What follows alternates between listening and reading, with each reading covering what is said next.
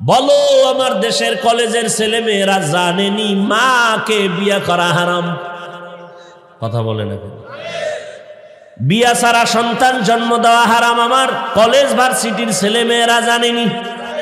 যদি বলেন জানে তাহলে আমি বলবো তারা মানুষ, কোনো সন্দেহ নেই।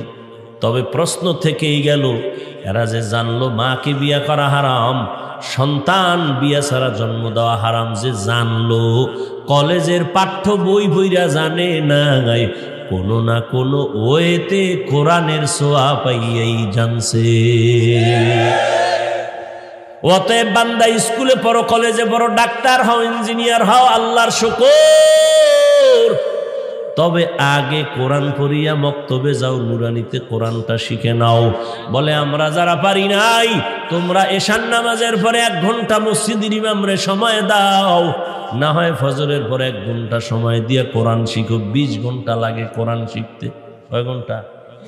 20 ঘন্টা লাগে কোরআন শিখতে। প্রতিদিন 20 দিন টাইম দাও, 1 ঘন্টা করে। 20 দিনে কোরআন শিখে যাবে। আরো বেশি দিবা, আরো বেশি শিখবা। আল্লাহর কোরআন শিখো, দেখবা কত মজার কোরআন, এত মজার।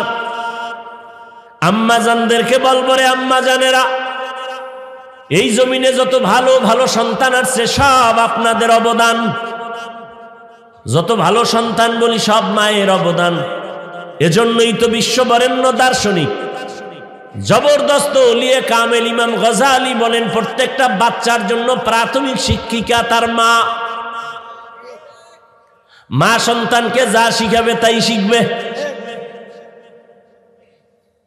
এরে আম্মা জান, আপনারা নবীদের মায়ের মতো মা, সাহাবায়ে কেরামের মায়ের মতো মা, হাফেজে কোরআনের মা। আজকে এখানে প্রায় 11 জন সন্তানের মাথায় পাগড়ি দেওয়া হলো, এরা কোরআনের হাফেজ। এদের মা বাবার জীবনটা বড় ধন্য।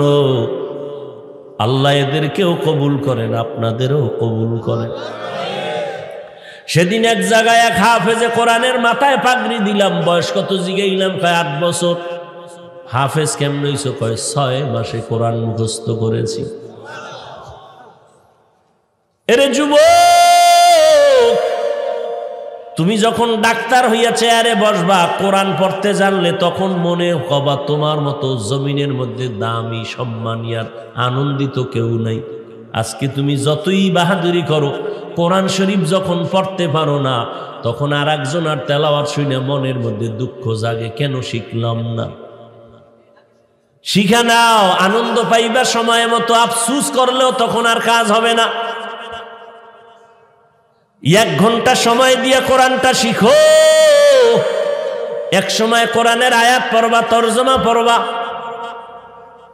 এরে আল্লাহর বান্দা ডাক্তার জাকির নায়ক, আল্লাহর কোরআন বান্দা ভালো করে শিখতে পারে না, শুধু বাংলা তরজমা, উর্দু তরজমা বইরা মুখস্থ করে কয়, কিন্তু তেলাওয়াত শিখে না।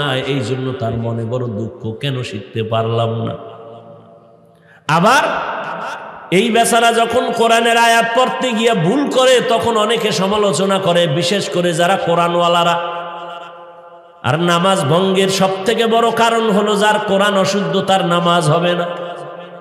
আজকে ডাক্তার জাকির নায়ক সাহেব যদি সব লাইনে এক্সপার্ট হয়ে গেছে, কিন্তু কোরআনটা যদি বিশুদ্ধভাবে পড়তে পারত, তাহলে এই জমিনে তার সামনে কথা বলার কেউ ছিল না। কথাটারে তুমি বাতাস উড়াইয়া দিও না। পায়ে ধরে বলে গেলাম, বিনয়ের সাথে বলে গেলাম, কোরআনটা শিখিও। মা বোনদেরে বলবো, মা সন্তানটারে কোরআন পড়াইয়া ডাক্তার বানান, কোরআন শিখাইয়া ইঞ্জিনিয়ার বানান, কোরআন শিখাইয়া প্রফেসর বানান। আপনার সন্তান কোরআন শিখে ডাক্তার হবে, কোরআন শিখে ইঞ্জিনিয়ার হবে। কোরআন পড়নেওয়ালা যদি আমার দেশে এসপি হয়, কোরআন পড়নেওয়ালা ডিসি হইয়া যদি চেয়ারে বয়, কোরআনের মাহফিলের জন্য কোনো অনুমতি নেওয়ার দরকার হবে না।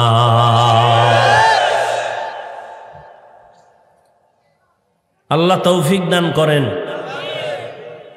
ও যুবক, তোমার মতো যুবক স্কুলে পড়ে, কোরআনও পড়ে, নামাজও পড়ে নাই? তুমি কেন পারো না রে বাবা?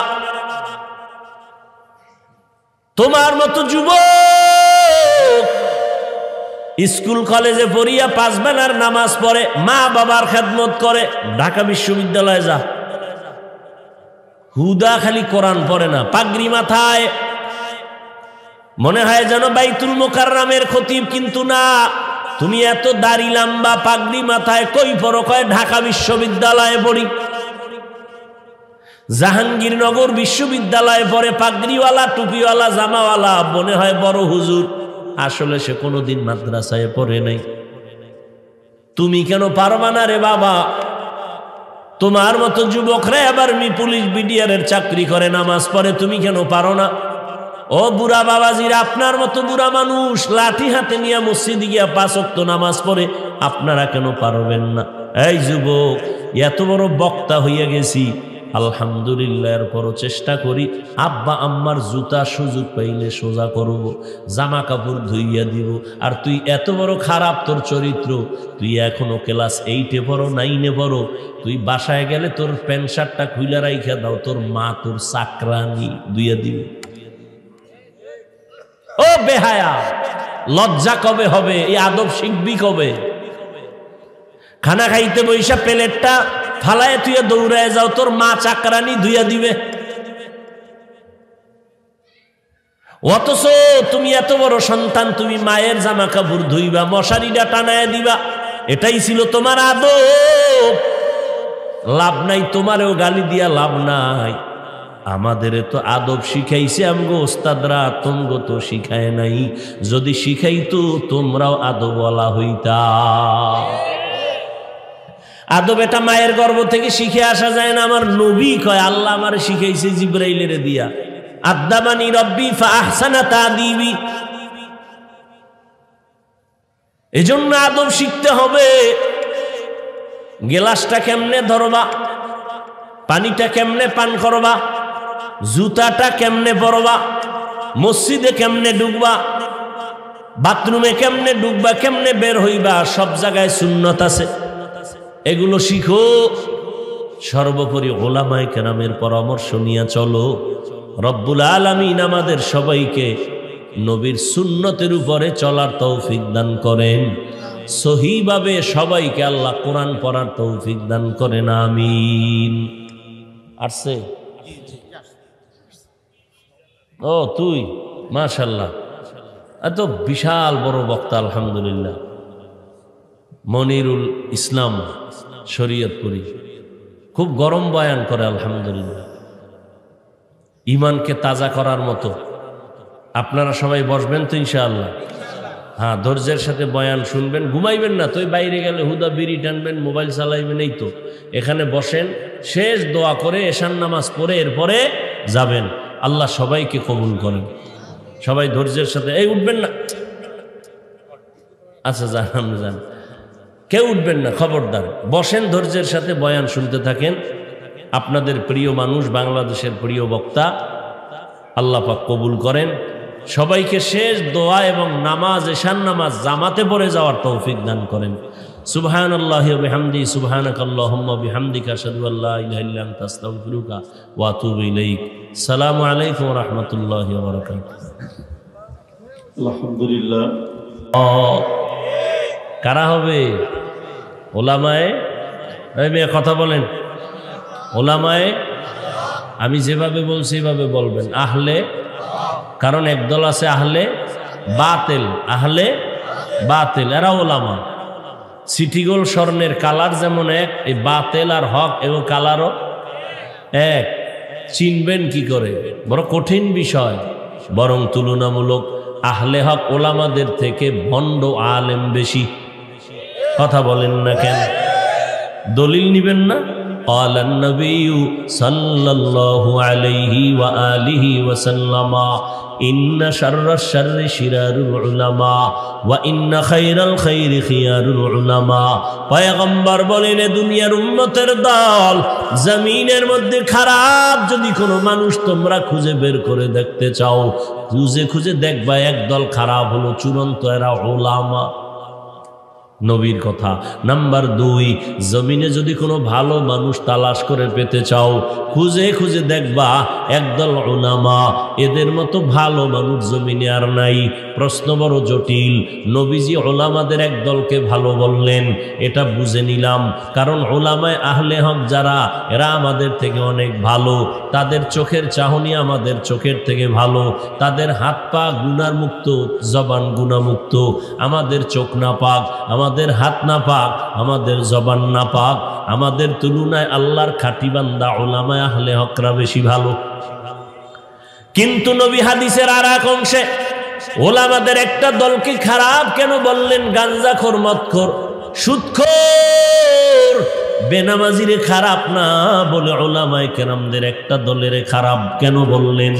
ভালো করে শুনে নাও মুসলমান, বহু জবাব, এর মধ্যে সংক্ষেপ একটা জবাব হলো, লক্ষ লক্ষ লক্ষ লক্ষ গাঞ্জাখোর, মদখোর, সুদখোরেরা ইসলামের ক্ষতি যতটুকু করতে না পারে, একজন টুপিওয়ালা ভণ্ড তাদের থেকে বেশি ক্ষতি করে। এলমেরা এজাজু করদান বেহিসাব, খলকেরা দাদান জওয়াবে বাসওয়াব, হক না দারদ দোস্তে খলকা জারেরা, নিস্তেই খাসলত একে দিনদারেরা। কোনো সমস্যা? এত লড়াচড়া করেন, গরম লাগলে না, একটা তো শীত, কি আপনাদের কষ্ট হইতেছে? আপনাদের এক রাত এখন যাইয়া খাইয়া আরামে টান টান ঘুম, ঠিক না? আর আমার ঘুম তো নাই, খাওয়ানো নাই, দৌড়ের উপরে। আমগো মতো জমিনে দৌড়েন না বোধ আর কেউ নেই, অল টাইম দৌড়ে, কুত্তায় আর কি দৌড়ায়? পৃথিবীতে আমাদের থেকে দৌড় আর কেউ করে না। কালকে ওখানে, আজকে এখানে, এভাবে প্রতিদিন সারা দেড় জুড়ে দৌড়ানো। এত কষ্টের বিনিময়েও কিচ্ছু চাই না, মালিক যদি আল্লাহ দয়া করে জান্নাত দেন, জমিনের মধ্যে আল্লাহ সম্মানের, ইজ্জতের জিন্দেগি দান করেন, আর কিছুই প্রয়োজন নাই। এত টাকা, এত বাড়ি গাড়ির দরকার নাই। আল্লাহ যেহেতু বানাইছেন, থাকার ব্যবস্থাও তিনি করবেন, রিজিকের ব্যবস্থাও করবেন। আমরা চাকরির আশায় জীবনে লেখাপড়া করি নাই, কওমিওয়ালারা চাকরি পায়ও না। চাকরির আশায় পড়ি নাই, কিন্তু কই আমরা তো সার্টিফিকেট নিয়ে বটগাছ তলা বয়ে বয়ে কান্না করি না।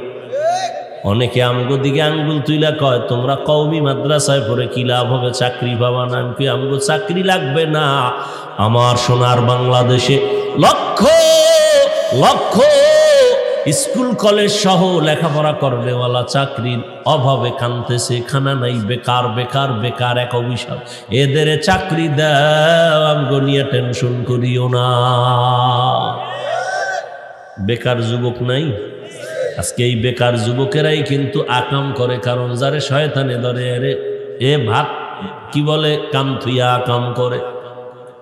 যে দেখবেন একটা কাজ করে, সে আর একটা কাজ করতে পারে না। যে দেখবেন একটা কাজে ব্যস্ত আছে, সে এই অফিসে গেছে সকাল 8টা থেকে 4টা পর্যন্ত ডিউটি, সব অফিসে কম্পিউটার নিয়ে বসা, এই কাজের ব্যস্ততার মধ্যে মোবাইলও ধরার টাইম পায় না, ঠিক না? এর যদি সারাদিন কাজে ব্যস্ত রাখা যাইত, জীবনও বয়ফ্রেন্ড আর গার্লফ্রেন্ডের খবর নেওয়ার সময় পাইত। এই যে যুবকটি আকাম না, কেন এত আকাম করে? ওর কোনো কাম নাই।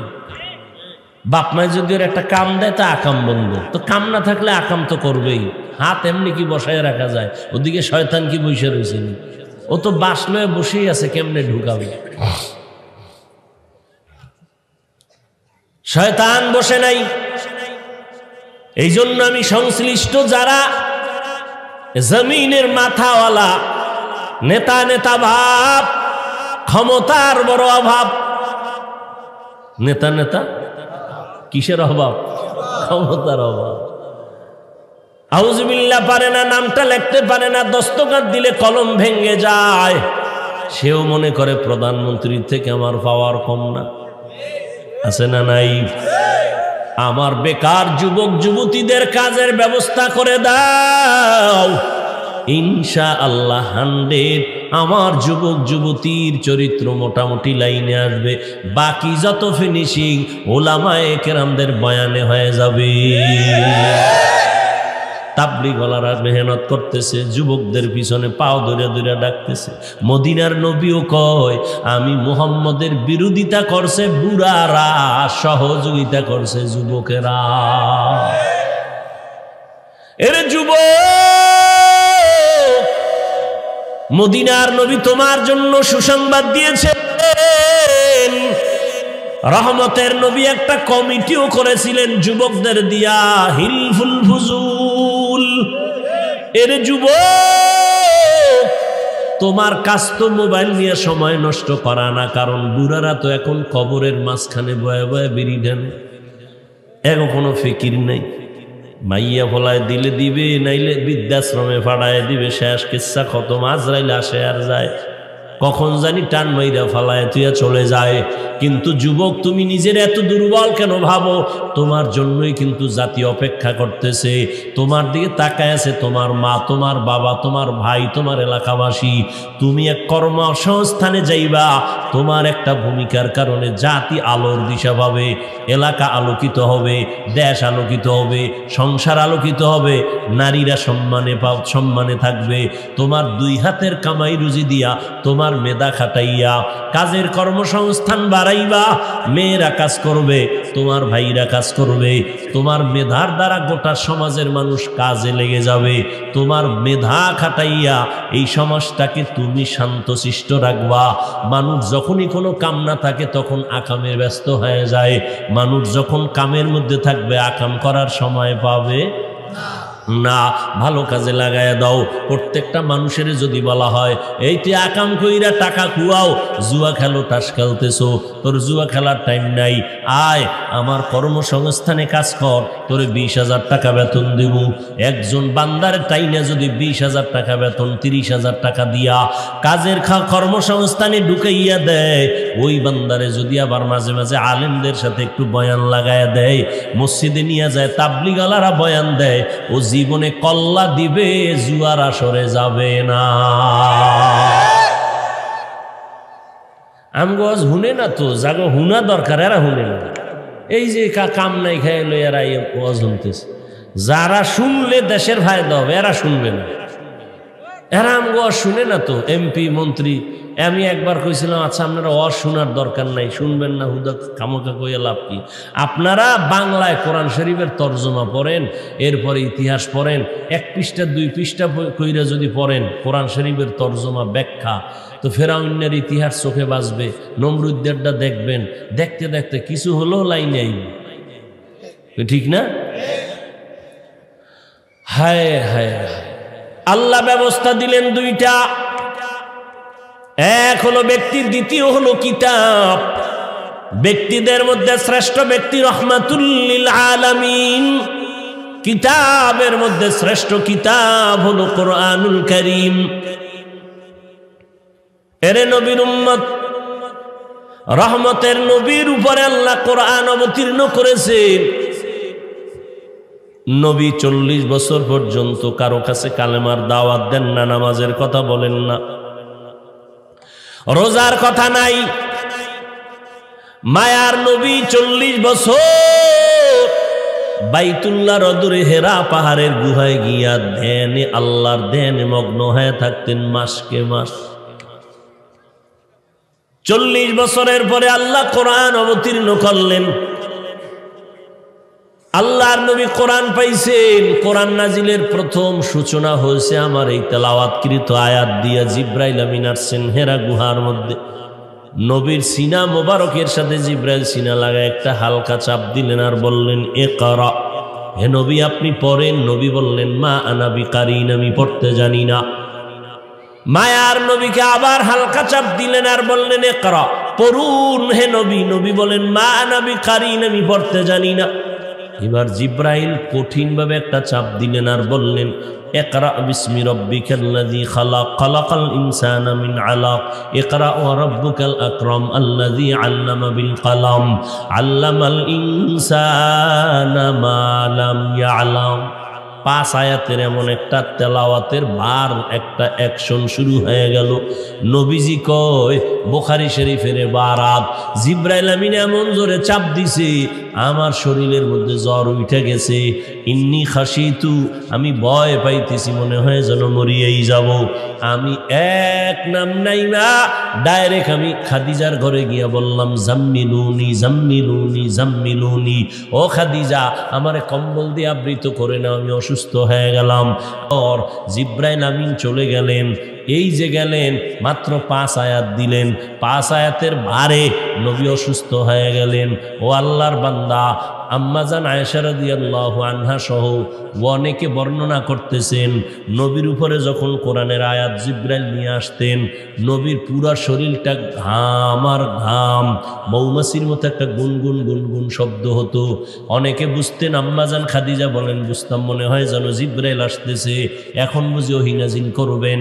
আম্মাজান আয়েশা বলেন এইভাবে নবীর ঘামে শরীর অসুস্থ, নবীর সামনে কেউ যাইতে পারে না, নবী এখন চুপচাপ বসে আছেন। জিবরাইল আয়েশা কানে কানে কথা বলতেছেন, কোরআনের আয়াত দিতেছেন। 5 আয়াতের এইভাবে দিতে দিতে অল্প অল্প অল্প অল্প অল্প একসাথে দেন নাই, তাও আবার দিছে কখন 40 বছরের পর, আগেও দেন নাই। প্রত্যেকটা পয়েন্টে পয়েন্টে আমাদের বিষয় আছে জানার মতো। কারণটা কি? 40 বছরের আগে কেন দিলেন না, পরে দিলেন কেন? কোরআন কেন কাবার পাশে দিলেন না, হেরা গুহার মধ্যে ঢুকাইয়া দিলেন কেন? এরপর আল্লাহ তো কোরআনের এক আয়াতে বলেন লা তুহাররিক বিহি লিসানাকা লিতাআজালা বিহি ইন্না আলাইনা জামাআহু ওয়া কুরআনা। ও নবী, আপনি জবানটারে বেশি নাড়াচাড়া করবেন না, কষ্ট করবেন না, আমি আল্লাহ আপনার সিনার মধ্যে কোরআন শরীফটারে জমা করে দিব। এত সুন্দর বাণী শুনাইয়া আল্লাহর নবীর আবার চাপ দিলেন কেন? দিছে 3 বার দিলেন কেন? বুঝেননি কিছু? চাপ দিছেন 3 বার দিলেন কেন? প্রত্যেকটা পয়েন্টে পয়েন্টে আমাদের উপদেশ আছে। এরপরে প্রথম 2 হিসাবে নবী কেন বললেন পড়তে পারি না? 3 নাম্বার চাপে নবী পারি নাও বলেন নাই, পারি তাও বলেন নাই। নবী চুপ থাকিয়া সমর্থন জানাইলেন কেন? এতগুলো কেনর জবাব দেওয়ার সময় নাই, একটা কেনর জবাব দিয়া বয়ানীতি টানবো। নবী 2 চাপে কেন বললেন পড়তে জানি না? 3য় চাপে নবী চুপ থাইকা সমর্থন জানাইলেন কেন? সংক্ষেপ তার জবাব ওলামায়ে কেরাম লেখেন, নবী প্রথম 2 চাপে যে পারি না বলছেন, এর এক কথা হলো জিবরাইল আমিন বলছে ইকরা পড়ো, কার নামে পড়বো তা তো বলে নাই। শেষবারে যখন বলছে রবের নামে পড়ো, তখন নবী চুপ থাইকা সমর্থন দিলেন, এটা এক জবাব। আর এক জবাব হইল রেশমি কাপড়ের মধ্যে আয়াতগুলো লেখা জিবরাইল নবীর সামনে ধরছেন আর বলছেন ইকরা। নবী বলেন মা আনা বিকারিন, আমি পড়তে জানি না। আবার ধরছেন, আবার বললেন ইকরা। নবীকে আমি পড়তে জানি না। কেন? নবী দেইখা দেইখা কিছুই পড়তে পারতেন না। জমিনে কারো থেকে নবী একটা অক্ষর শিখেন নাই। হুদাইবিয়ার সন্ধি যখন হয়, এক মুশরিক বেঈমান কাফেরের সাথে চুক্তিনামা লেখা হয়। লিখতে লিখতে শেষ সময় আব্দুল্লাহ ইবনে মোহাম্মদ আব্দুল্লাহর সন্তান রসুল শব্দ সহ লেখলো মুহাম্মদুর রাসূলুল্লাহর পক্ষ থেকে এই চুক্তিনামা। বেঈমানেরা মক্কার মুশরিকেরা কয় মুহাম্মদ লেখবা, আব্দুল্লাহর ছেলে, রসুল লেখবা না, রসুল কাটো। রসুল মানলে তো আর চুক্তিই থাকে না। নবী কয় রে আলী, রসুল শব্দটা কেটে দাও। আলী কয় আপনি কি রসুল না? কয় 100 আমি রসুল, তো কাটবো কেন? কয় কাটো। আলী কয় আমার হাত দিয়ে আমি রসুল শব্দ কাটতে পারবো না। নবী কয় কাগজটা আমার হাতে দাও। নবী হাতে নিয়ে কয় আলী আমি তো পড়তে জানি না, আমার আঙ্গুল দিয়ে ধরায় দে রসুল শব্দটা কই। নবীজির আঙ্গুল ধরায় দিলেন, এই যে লাইনের মাঝখানে হাত দেন। নবী হাত দিয়া এই রকম একটা টান দিছেন, সাথে সাথে রসুল শব্দটা আর লেখায় নাই। সুবহানাল্লাহ। কেমন ফিডা দরকার! জীবনে ওয়াজ শুনলেন, কোথায় সুবহানাল্লাহ বলবেন, কোথায় আলহামদুলিল্লাহ বলবেন, কোথায় আল্লাহু আকবার, এটাও শিখাই দিতে হবে, ধাক্কা দিতে হইব। এরপর আর এই অবস্থায় জান্নাতে যাইবেন এত সোজা? এই যে মাগরিবের নামাজ পড়ে নাই, কত আশেকরা এখানে বসে আছে, বয়ানের পরে আবার বিড়ি টানতে টানতে চলে যাবে, বাসায় যাইয়া সারা রাত মোবাইল চালাইয়া কবিরা গুনাহ করবে। আমরা মোনাজাত ধরি বইয়া, মোবাইল ওয়ালারা মোনাজাত ধরে হইয়া, এইভাবে মোনাজাতটা দিয়া মাঝখানে মোবাইল, সারা রাত কবিরা গুনাহ, কবিরা গুনাহ, কবিরা গুনাহ। হাসিও না রে বাবা, কত যে খারাপ লাইনে তুমি গেছো, তোমার মা জানলে তোমার জুতা দিয়া ফিটাইতো। আল্লাহ কয় আমি জানার পর আমি কিছুই বলি না, রাগ করি নাই। আমি যদি একটু স্বার্থপর হইতাম, তোর গলা টিপে ঘুমের মধ্যে তোরে মেরে ফেলতাম।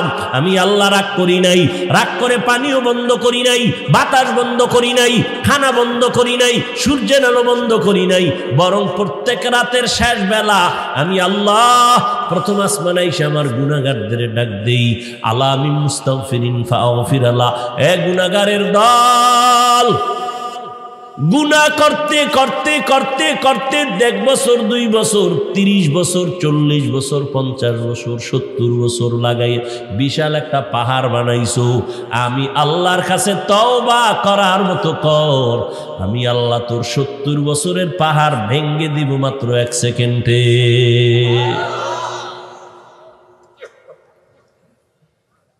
নবী 2 চাপে পারলেন না কেন? এক জবাব দিলাম, 2 চাপের মধ্যে বলা হয় না কার নামে পড়ব, 3য় চাপে বলা হয়েছে রবের নামে পড়ো।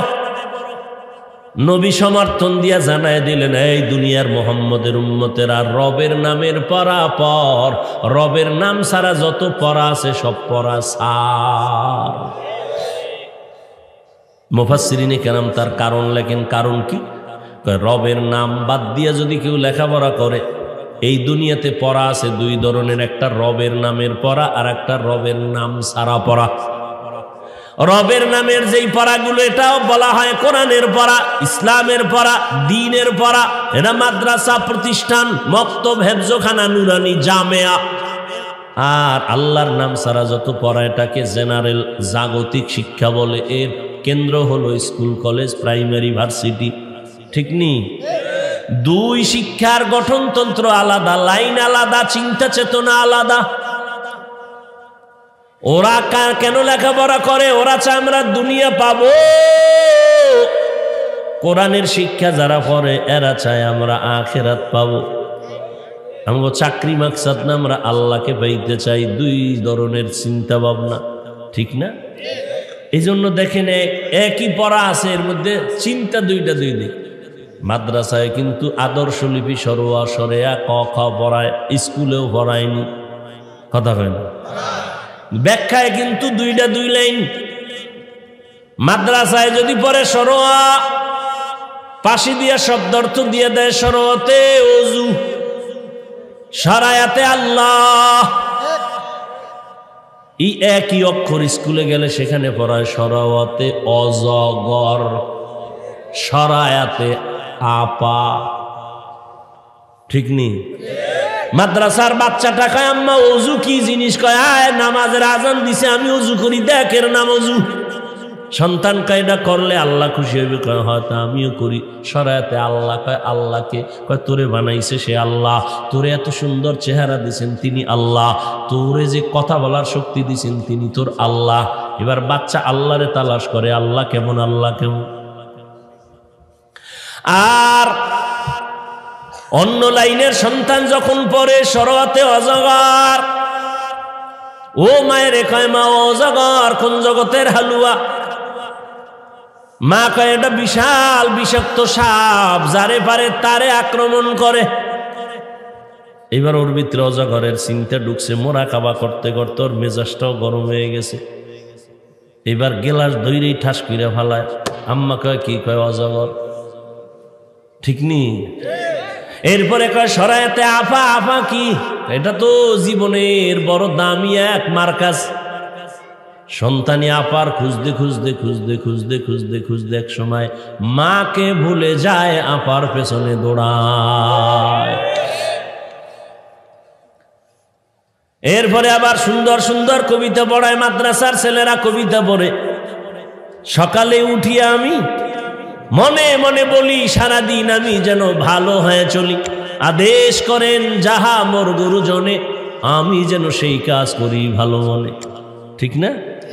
আবার আরবিতে বলে তলা আল বাদরু আলাইনা মিন সানিয়াতিল ওয়াদাই ওয়াজাবা শুকরু আলাইনা মাদা লিল্লাহি দাই।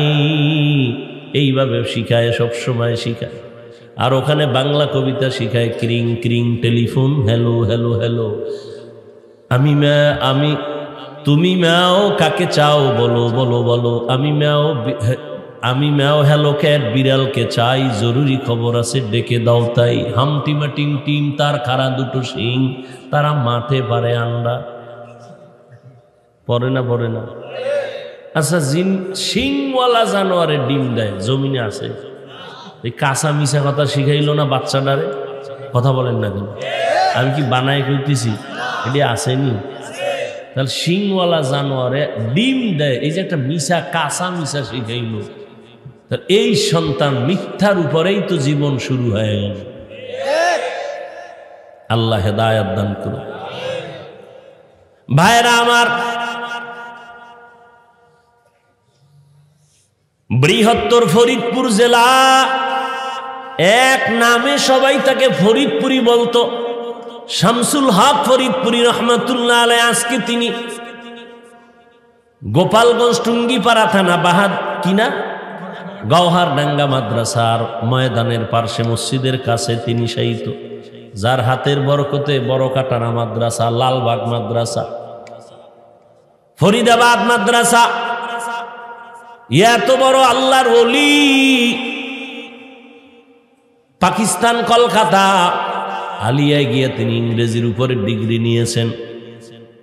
এই যুবক ভাই, যারা স্কুলে পড়ে, কলেজে পড়ে, ডাক্তার হলো, ইঞ্জিনিয়ার হলো, 5 ওয়াক্ত নামাজ পড়ে, মা বাবার খেদমত করে, মিথ্যা বলে না, অসত্যভাবে অসৎ টাকা অর্জন করে না, তাহলে এরা যে স্কুল কলেজে পড়িয়া ডাক্তার হইয়াও আল্লাহর পথে চলে, এদেরকে খারাপ বলা যাবে কি?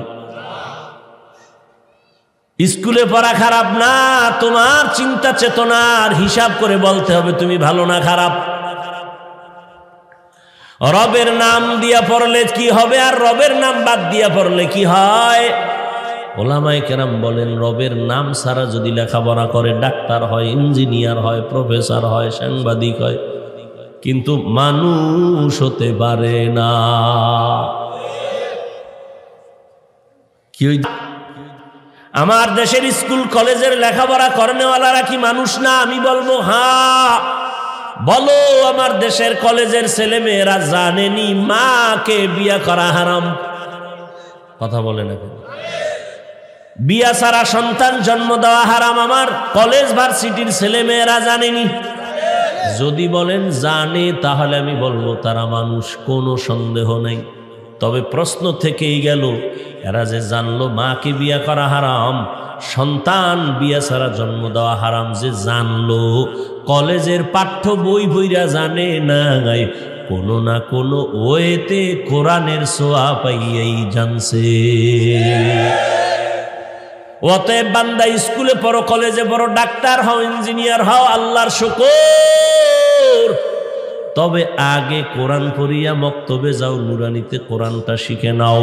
বলে আমরা যারা পারি নাই, তোমরা এশার নামাজের পরে 1 ঘন্টা মসজিদের ইমামরে সময় দাও, না হয় ফজরের পরে 1 ঘন্টা সময় দিয়ে কোরআন শিখো। 20 ঘন্টা লাগে কোরআন শিখতে। কয় ঘন্টা? 20 ঘন্টা লাগে কোরআন শিখতে। প্রতিদিন 20 দিন টাইম দাও, 1 ঘন্টা করে।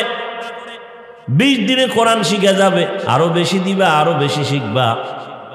আল্লাহর কোরআন শিখো, দেখবা কত মজার কোরআন, এত মজার। আম্মা জানদেরকে বলবো, রে আম্মা জানেরা, এই জমিনে যত ভালো ভালো সন্তান আছে সব আপনাদের অবদান। যত ভালো সন্তান বলি সব মায়ের অবদান। এজন্যই তো বিশ্ববরেণ্য দার্শনিক জবরদস্ত ওলিয়ে কামেল ইমাম গজালি বলেন, প্রত্যেকটা বাচ্চার জন্য প্রাথমিক শিক্ষিকা তার মা। মা সন্তানকে যা শিখাবে তাই শিখবে। এরে আম্মা জান, আপনারা নবীদের মায়ের মতো মা, সাহাবায়ে কেরামের মায়ের মতো মা, হাফেজে কোরআনের মা। আজকে এখানে প্রায় 11 জন সন্তানের মাথায় পাগড়ি দেওয়া হলো, এরা কোরআনের হাফেজ। এদের মা বাবার জীবনটা বড় ধন্য। আল্লাহ এদেরকেও কবুল করেন, আপনাদেরও কবুল করেন। সেদিন এক জায়গায় এক হাফেজে কোরআনের মাথায় পাগড়ি দিলাম। বয়স কত জিগাইলাম? কয় 8 বছর। হাফেজ কেমন হইছো? কয় 6 মাসে কোরআন মুখস্থ করেছি। এরে যুবক, তুমি যখন ডাক্তার হইয়া চেয়ারে বসবা, কোরআন পড়তে জানলে, তখন মনে কবা তোমার মতো জমিনের মধ্যে দামি, সম্মানী আর আনন্দিত কেউ নাই। আজকে তুমি যতই বাহাদুরি করো, কোরআন শরীফ যখন পড়তে পারো না, তখন আর একজন আর তেলাওয়াত শুনে মনের মধ্যে দুঃখ জাগে, কেন শিখলাম না। শিখা নাও, আনন্দ পাইবা সময় মতো। আফসুস করলেও তখন আর কাজ হবে না। 1 ঘন্টা সময় দিয়ে কোরআনটা শিখো। এক সময় কোরআনের আয়াত পড়বা, তরজমা পড়বা। এরে আল্লাহর বান্দা ডাক্তার জাকির নায়ক, আল্লাহর কোরআন বান্দা ভালো করে শিখতে পারে না, শুধু বাংলা তরজমা, উর্দু তরজমা বইরা মুখস্থ করে কয়, কিন্তু তেলাওয়াত শিখে না। এই জন্য তার মনে বড় দুঃখ, কেন শিখতে পারলাম না।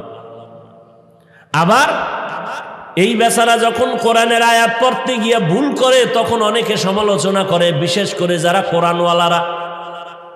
আর নামাজ ভঙ্গের সব থেকে বড় কারণ হলো, যার কোরআন অশুদ্ধ তার নামাজ হবে না। আজকে ডাক্তার জাকির নায়ক সাহেব যদি সব লাইনে এক্সপার্ট হয়ে গেছে, কিন্তু কোরআনটা যদি বিশুদ্ধভাবে পড়তে পারত, তাহলে এই জমিনে তার সামনে কথা বলার কেউ ছিল না। কথাটারে তুমি বাতাস উড়াইয়া দিও না। পায়ে ধরে বলে গেলাম, বিনয়ের সাথে বলে গেলাম, কোরআনটা শিখিও। মা বোনদেরে বলবো, মা সন্তানটারে কোরআন পড়াইয়া ডাক্তার বানান, কোরআন শিখাইয়া ইঞ্জিনিয়ার বানান, কোরআন শিখাইয়া প্রফেসর বানান। আপনার সন্তান কোরআন শিখে ডাক্তার হবে, কোরআন শিখে ইঞ্জিনিয়ার হবে। কোরআন পড়নেওয়ালা যদি আমার দেশে এসপি হয়, কোরআন পড়নেওয়ালা ডিসি হইয়া যদি চেয়ারে বয়, কোরআনের মাহফিলের জন্য কোনো অনুমতি নেওয়ার দরকার হবে না।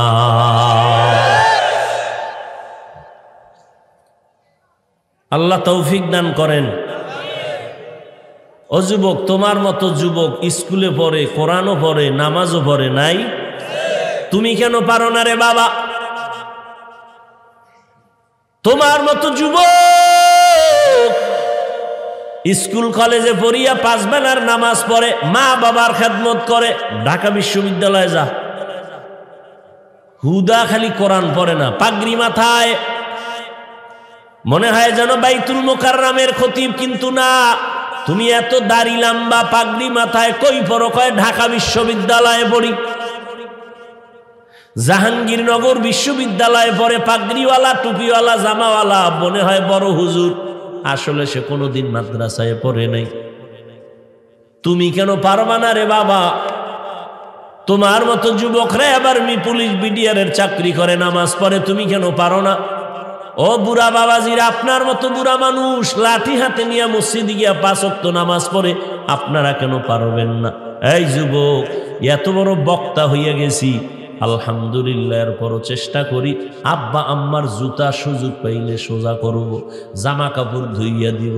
আর তুই এত বড় খারাপ তোর চরিত্র, তুই এখনো ক্লাস 8-এ পড়ো, 9-এ পড়ো, তুই বাসায় গেলে তোর প্যান্ট শার্টটা খুইলা রাইখা দাও, তোর মা তোর চাকরানি ধুইয়া দিবে।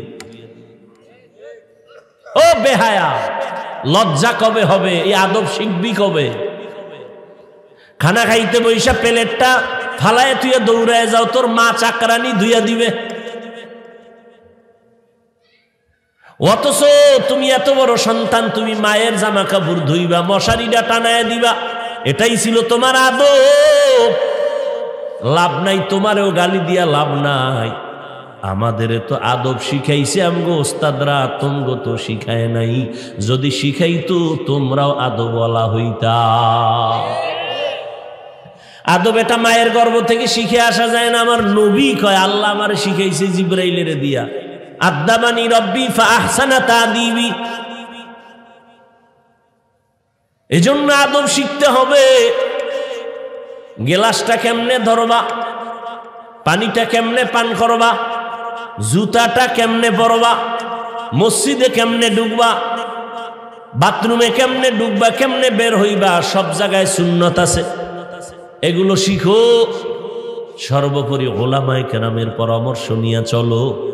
রব্বুল আলামিন আমাদের সবাইকে নবীর সুন্নতের উপরে চলার তৌফিক দান করেন। সহিভাবে সবাইকে আল্লাহ কোরআন পড়ার তৌফিক দান করেন, আমিন। আসছে? ও তুই, মাশাআল্লাহ, এত বিশাল বড় বক্তা, আলহামদুলিল্লাহ। মনিরুল ইসলাম শরীয়তপুরি, খুব গরম বয়ান করে, আলহামদুলিল্লাহ। ইমানকে তাজা করার মতো। আপনারা সবাই বসবেন তো ইনশাআল্লাহ? হ্যাঁ, ধৈর্যের সাথে বয়ান শুনবেন, ঘুমাইবেন না তো। বাইরে গেলে হুদা বিড়ি টানবেন, মোবাইল চালাইবেন, এই তো। এখানে বসেন, শেষ দোয়া করে এশার নামাজ পড়ে এরপরে যাবেন। আল্লাহ সবাইকে কবুল করেন। সবাই ধৈর্যের সাথে, এই উঠবেন না, আচ্ছা যান, আপনি যান, কেউ উঠবেন না, খবরদার। বসেন, ধৈর্যের সাথে বয়ান শুনতে থাকেন। আপনাদের প্রিয় মানুষ, বাংলাদেশের প্রিয় বক্তা, আল্লাহ পাক কবুল করেন। সবাইকে শেষ দোয়া এবং নামাজ, এশার নামাজ জামাতে পড়ে যাওয়ার তৌফিক দান করেন। সুবহানাল্লাহি ওয়া বিহামদিহি, সুবহানাকাল্লাহুম্মা ওয়া বিহামদিকা, আশহাদু আল্লা ইলাহা ইল্লা আনতা, আস্তাগফিরুকা ওয়া আতুবু ইলাইক। আসসালামু আলাইকুম ওয়া রাহমাতুল্লাহি ওয়া বারাকাতুহু। আলহামদুলিল্লাহ।